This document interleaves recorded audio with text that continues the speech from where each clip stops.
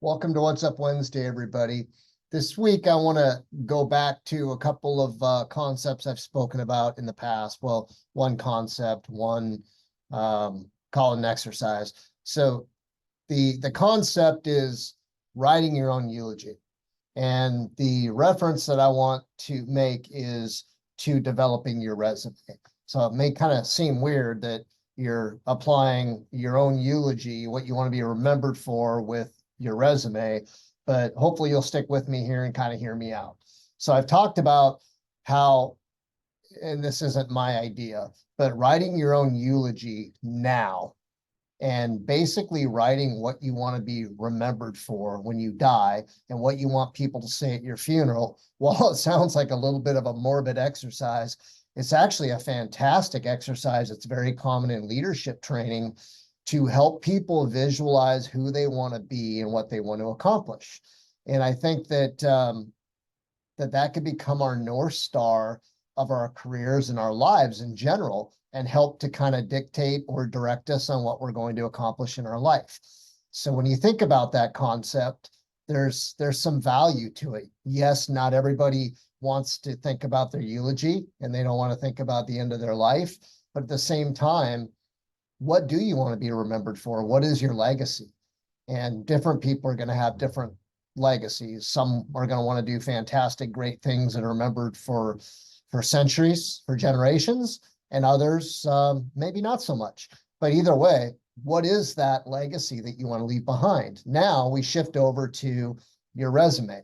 We're starting to see the job market change a bit, and we're seeing a lot more people who are looking for work. So, we look at hundreds, if not thousands of resumes a year. And the thing that I often notice is that most of the resumes we look at, they don't tell a story of who somebody is. Sure, they list, education, they list training and certifications, they list work experience, background, who you worked for, but they don't really identify the human. And yes, I'm going to say it's critical that we have education, that we have a section with all the training and certifications you've achieved, have all your work experience laid out. And I think when we look at work experience, it's really important to know when you started, when you finished, what your role was. Did your role change? Did you grow? Did your leadership role change while you work there? And then, identify key accomplishments that matter. I think that's what's really important. And I could give examples of those probably individually as opposed to in a What's Up Wednesday. But think about that. And then when you introduce yourself at the very top of your resume, I think people really want to know who you are. What makes you tick? What are your core values as a human? What things matter to you?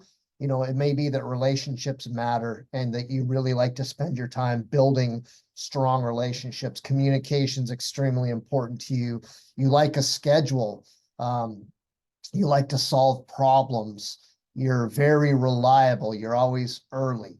You're never ever late. You're uber organized and detail oriented. Whatever those things are, think about who you are as a human. What makes you different from other people? And if you were to switch seats with an interviewer, why would they want to hire you? Why would it matter? And I think what differentiates people is who they are, because that is what it means to be human. Now, I think that all employers want to hear that, one, that their employees are going to show up to work. Two, their employees are going to be highly engaged. Three, their employees are going to focus on continuous growth and learning, and they're going to give everything they have every single day. I mean, those are expectations that employers are hungry for, because they're having, just employers in general are having such a tough time finding really good hires. There's so much turnover. Things have changed so much. So those are really important. But then how do you really individualize yourself? Go back to that eulogy. What do you want to be remembered for? And what makes you unique and different? Find a way to paint that picture within your resume so those looking at it can quickly identify, wow, I want to talk to this person. I'm really impressed with what I'm seeing. Keep in mind that they're only going to look at that resume 15 to 30 seconds. So something needs to pop. Something needs to stand out. Something needs to say, hey, I'm the person you want to talk to. So think a little bit about that. And you're welcome to reach out to me via LinkedIn or email me. And I'm happy to work with you on that anytime. I'd be happy to take a look at your resume, give you recommendations. I'd be happy to talk to you. But again, go back to that concept. What do you want to be remembered for? What is your legacy? Who are you? What makes you different? Figure out how to put that on your resume because employers care. That's what they're looking for, is they're looking for really good humans, not just a resume. Hopefully that helps. We'll see you next Wednesday.